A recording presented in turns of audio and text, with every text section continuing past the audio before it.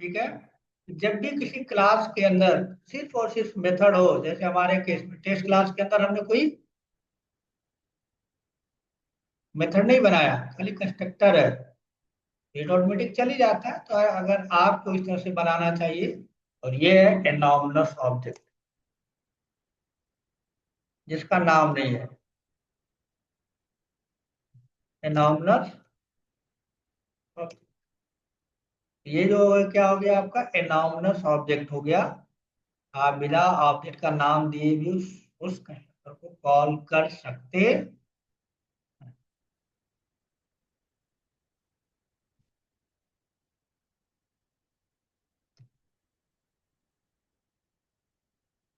एनॉमनस object.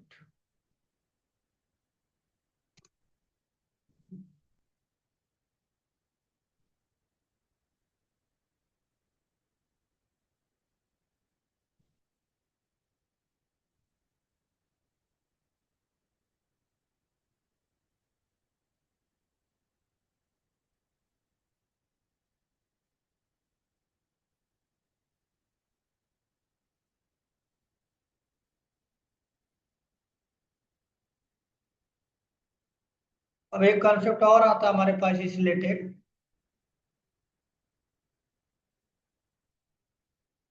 Init block. Init block.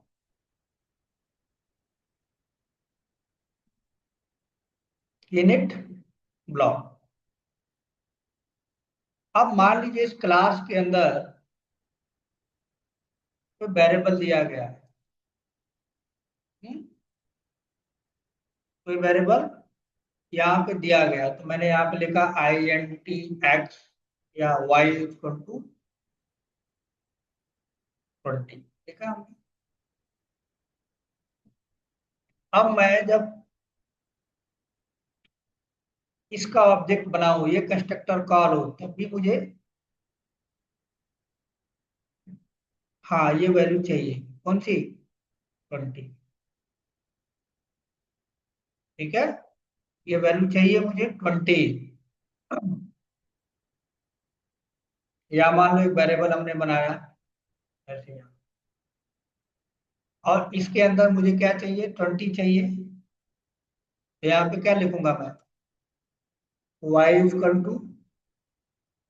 20 लिखा, 20 लिख दिया। अब मैं 20 को यहाँ प्रिंट करा सकता हूँ।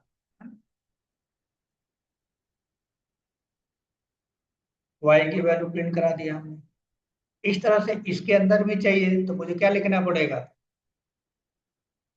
20। यहाँ कुछ और वेरिएबल ले लेते हैं, p ले लेते हैं, p सब में नहीं है, t वेरिएबल है। t की वैल्यू मुझे सब में चाहिए, हर जगह मुझे क्या करना पड़ेगा, t लिखना पड़ेगा।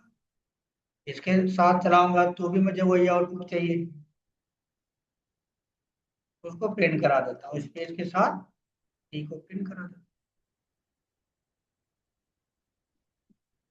इस तरह से मुझे अगर स्ट्रिंग आए, तब भी मुझे p की वैल्यू चाहिए, p की वैल्यू चाहिए मुझे। ठीक है।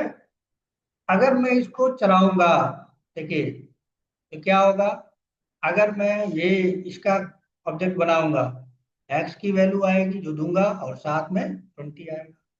फ्लोट करूंगा तो y की वैल्यू आएगा, साथ में 20 आएगा, आएगा ना। तो z करूंगा तो z की वैल्यू आएगी और साथ में 20 आएगा। देख लेते हैं आता है कि नहीं आता। ठीक है, मैं इसको एनॉमनस ऑब्जेक्ट को चलाता हूँ, पहले पहले वाले को, 10। तो 10 आएगा और 20 आएगा, पहला चलेगा। ठीक, इसको मैंने बंद कर दिया, सेकंड वाला चलाया, फ्लोट वाला, तो 10 आएगा, 10 पॉइंट समथिंग आएगा और 20 आएगा। आया कि नहीं आया। अगर मैं स्ट्रिंग वाला चलाता हूँ तो भी स्ट्रिंग आएगा और 20 आएगा, है ना। यानी जब भी मुझे कोई वैल्यू चाहिए कहाँ हर जगह क्या करना पड़ रहा है, मुझे ये साइन करना पड़ रहा है कि नहीं? अगर 1,000 कंस्ट्रक्टर हो, 1,000 लाइन ये लिखना पड़ेगा, हर कंस्ट्रक्टर में पहली लाइन में लिखना पड़ेगा। जैसे नॉट अ गुड वे, सही तरीका नहीं है, सही तरीका नहीं है। जैसे दूसरा तरीका अपनाना पड़ेगा, ऐसे लिखा जा सकता है लेकिन लिखना नहीं चाहिए। जब आप इस तरह से कोड को लिखते हैं, ये तो कंपाइलर इसमें कुछ फेरबदल करता है, क्या करता है वो समझते हैं।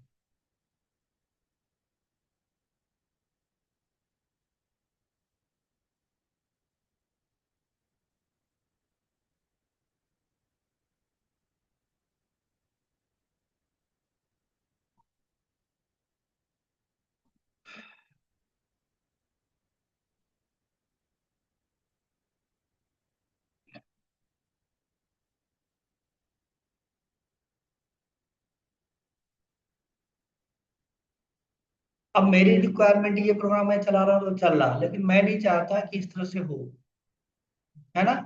इसका मतलब ये लाइन फालतू का है, नहीं होना चाहिए।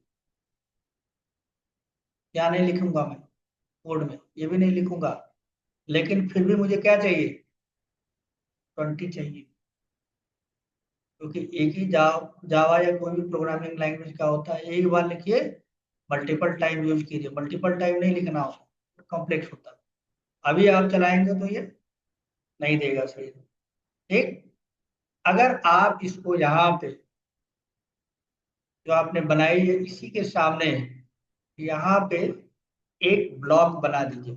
ब्लॉक का मतलब समझते हैं, एल्स इफ का ब्लॉक होता है ना, ये ब्लॉक आपने बना दिया।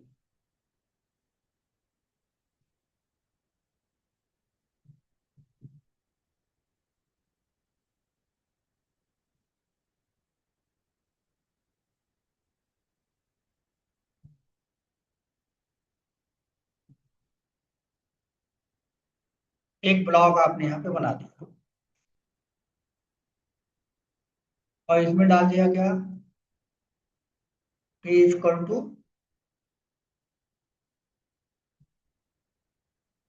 20, ऐसे कर दिया। तो जब ये कंपाइल होगा कोड,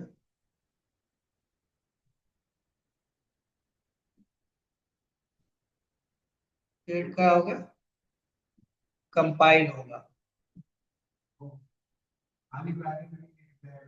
कोई बात नहीं, अभी कर देते हैं, 5 मिनट क्लास खत्म।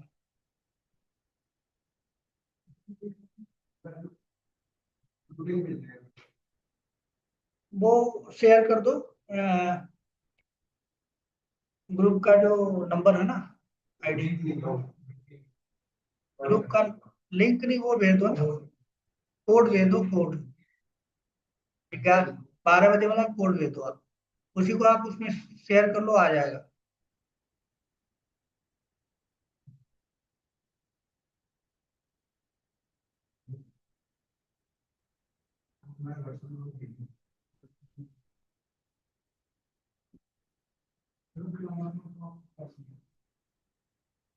हैं? मैं 1 मिनट को बता ही देता हूँ। रुको। हैं? हाँ वो नहीं दिख रहा, ये आप देख लो यहाँ है। हाँ, तो फोटो खींच लो।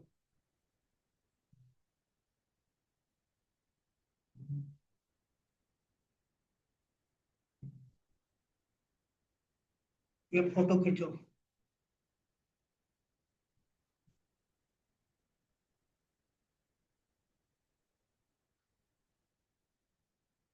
इसी को डाल दो, बस हो जाए प्लान में। ठीक है।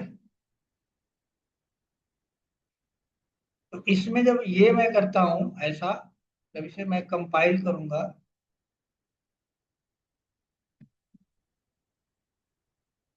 जब ये कंपाइल कोड होगा तो इसमें कुछ बदलाव होगा, क्या बदलाव होगा, ये सब चीजें हट जाएंगी यहाँ।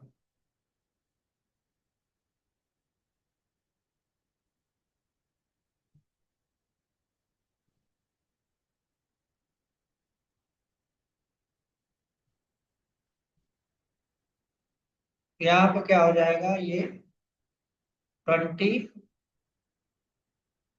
ये 20 कंस्ट्रक्टर के पहले लाइन में आ जाएगा। हर कंस्ट्रक्टर के पहले लाइन में ब्लॉक को डाल दिया जाएगा। इसको, इस ब्लॉक को कहाँ डाला जाएगा, कंस्ट्रक्टर के पहली लाइन में डाल दिया। यहाँ भी चला गया, फिर ये यहाँ भी चला गया, और फिर ये यहाँ भी चला गया। कब, जब एक प्रोग्राम कंपाइल होगा तब। बात समझ में आया। उस केस में क्या हो जाएगा, यहाँ पे आपको डिफाइन नहीं करना पड़ेगा, आपको सिर्फ ये लिखना है इस तरह से अपने प्रोग्राम में, एक ही जगह लिखना है। लेकिन अगर आप इंटीजर वाले का ऑब्जेक्ट बनाएंगे तब भी 20 प्रिंट होगा, इसको बनाएंगे तब भी होगा, इसको बनाएंगे तब भी होगा। यानी जो ब्लॉक है जिसका नाम नहीं है, इनिट ब्लॉक है मतलब इनिशियलाइजेशन ब्लॉक है, इसका कोई नाम नहीं है, बिना नाम का है, तो ब्लॉक के पहले आगे पीछे कोई नाम नहीं है। जबकि हमारे क्लास ब्लॉक का नाम है टेस्ट, हमारे कंस्ट्रक्टर का ब्लॉक का नाम है टेस्ट, ये देखो यहाँ से यहाँ, फिर ये यहाँ से यहाँ तक है ना। लेकिन इस ब्लॉक का कोई नाम नहीं है, नामलेस नाम है, ये नामलेस ब्लॉक है, इनिट ब्लॉक है, बोलते हैं नामलेस ब्लॉक या इनिट ब्लॉक। ये क्या होता है, जब किसी क्लास में इनिट ब्लॉक होता है तो उस क्लास के कंस्ट्रक्टर के पहली लाइन में इनिट ब्लॉक को पेस्ट कर दिया जाता है। तो हमने, हमारे पास 3 कंस्ट्रक्टर है, ये इस तरह से अगर आप लिखोगे तो कंपाइल के टाइम पे यहाँ पे क्या कर दिया, डाल दिया जाएगा। जब प्रोग्राम को रन कराओगे, डाला हुआ है तो पी में 20 तो है ही है, ये प्रिंट हो जाएगा। देखिए कैसे, ये चीज हमने यहाँ अलग अलग लिखा है, देखो इस प्रोग्राम में लिखा है। अब इस प्रोग्राम में अलग अलग नहीं लिखूंगा मैं, यहाँ पे क्या कर दूंगा ऐसे, और p इक्वल टू 20 डाल दिया। ठीक, अब इसको हमें लिखने की कोई जरूरत नहीं है, हटा दिया यहाँ से भी हटा दिया, और यहाँ से भी हटा दिया। 3 लाइन कम हो गया। 3 लाइन की जगह पे मैंने कितना लिखा, 1 लाइन बस। ये क्या करेंगे, कंपाइल के टाइम पे यहीं पे आ जाएगा, आ जाएगा। ठीक, अब आप चला के देखो, कोई फर्क पड़ेगा, नहीं पड़ेगा, कोई भी फर्क नहीं पड़ेगा, आपका आउटपुट पहले की तरह आता रहेगा।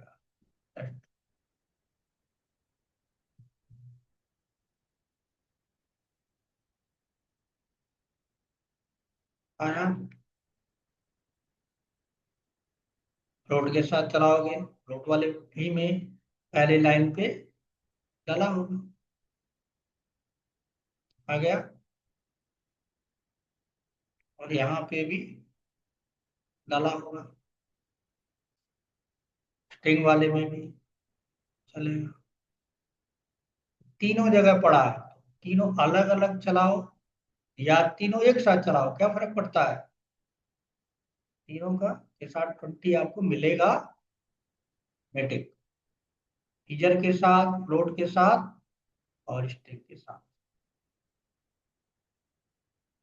ठीक है, तो that is the initialization block, जो कंस्ट्रक्टर के साथ ही चलता है, विदाउट कंस्ट्रक्टर उसका कोई एग्जिस्टेंस नहीं, विदाउट कंस्ट्रक्टर उसका एग्जिस्टेंस नहीं। जब भी चलेगा तो वो कंस्ट्रक्टर के साथ लिंक्ड होता है। आपको जब भी कोई सेम वैल्यू हर कंस्ट्रक्टर की पहली लाइन में डालना है तो आपको हर कंस्ट्रक्टर की पहली लाइन में लिखने की नीड नहीं बनती। आप एक ब्लॉक बना लो, उसके अंदर वैल्यू असाइन कर लो कुछ इस तरह से, और हर जगह यूज करोगे कंस्ट्रक्टर में, जहां भी इस वैल्यू को p को यूज करोगे हर जगह सेम वैल्यू आपको मिलेगी। ठीक है,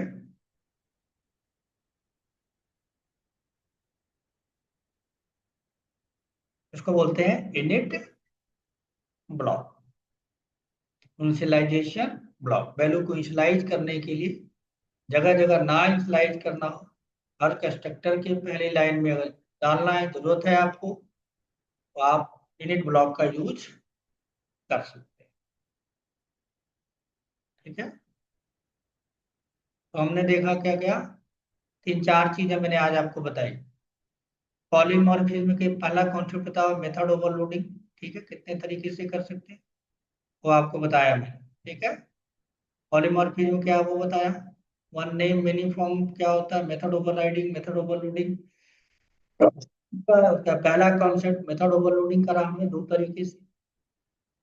नंबर ऑफ आर्गुमेंट होंगे डिफरेंट, और डेटा टाइप सेम होगा, उसका एक प्रोग्राम देख लिया हमने।